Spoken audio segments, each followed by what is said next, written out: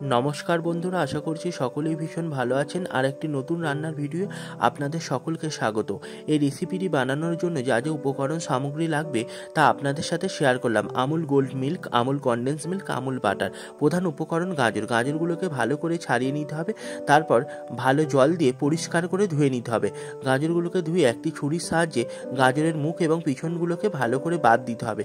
বাদ দেওয়ার পর একটা গ্রেটার মেশিনের সাহায্যে একে একে সমস্ত গাজরগুলোকে ভালো করে মিহি করে গ্রেট করে নিতে হবে। এই গ্রেটার মেশিনের সাহায্যে করলে ভীষণ মিহি গ্রেট হয়ে থাকে এবং খেতেও ভীষণ সুন্দর হয়।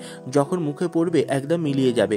আপনারা বুঝে গিয়েছেন কি তৈরি হবে, গাজরের হালুয়া তৈরি হবে।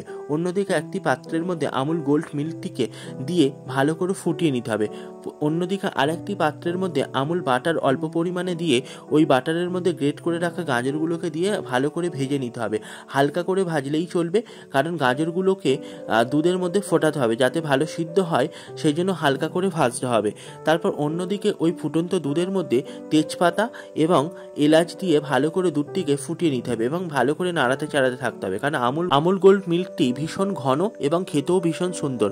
মিষ্টি জাতীয় খাবার তৈরির জন্য একদম উপযুক্ত। আপনারাও পারলে আমুল গোল্ড মিল্ক ব্যবহার করবেন বিভিন্ন রান্নার জন্য। অন্যদিকে গাজরটি ভালো করে দেখলাম ভাজা ভাজা হয়ে এসছে। তারপর ওই ভাজা ভাজা গাজরগুলোকে ওই দুধের মধ্যে দিয়ে দিলাম, দিয়ে ভালো করে মিশিয়ে নাড়িয়ে চাড়িয়ে নিতে হবে, কারণ যাতে না নিচে ধরে যায়, সেই জন্য ভালো করে নাড়িয়ে চাড়িয়ে নিতে হবে। দুধ এবং গাজরটি একসাথে মিশ্রিত করার পরে স্বাদ মতো লবণ দিয়ে দিলাম। অন্যদিকে আরেকটি পাত্রের মধ্যে অল্প বাটার দিয়ে ড্রাই ফ্রুটস, কাজু এবং কিশমিশগুলোকে ভালো করে ভাজা ভাজা করে নিলাম।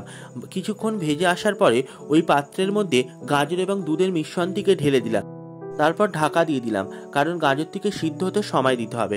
গাজরটি সিদ্ধ হয়ে আসার পরে স্বাদ মতো চিনি ভালো করে দিয়ে দিলাম। চিনিটি দিয়ে দেওয়ার পরে কিছুটা এখানে খেজুরের গুঁড়ো ব্যবহার করেছিলাম স্বাদের জন্য। তারপর কনডেন্স মিল্কটিকে দিয়ে দিলাম ঘনত্বর জন্য, দিয়ে ভালো করে নাড়িয়ে চাড়িয়ে নিলাম এবং দিয়ে কিছুক্ষণ আবার ঢাকা দিয়ে দিলাম। ঢাকা দিয়ে আবার উপর থেকে দেখলাম কিছুটা ড্রাই ফ্রুটস দিয়ে ভালো করে নাড়িয়ে চাড়িয়ে নিলাম। দেখতে ঠিক এরকম হয়েছিল। আপনারাও চাইলে এইটি করে খেতে পারেন, ভীষণ সুন্দর হয় খেতে। তারপর সবাইকে সার্ভ করে দিলাম, সবাই ভীষণ ভালো বলেছিল। ভিডিওটি ভালো লাগলে লাইক, শেয়ার, সাবস্ক্রাইব করবেন। আপনারাও ভীষণ ভালো থাকুন।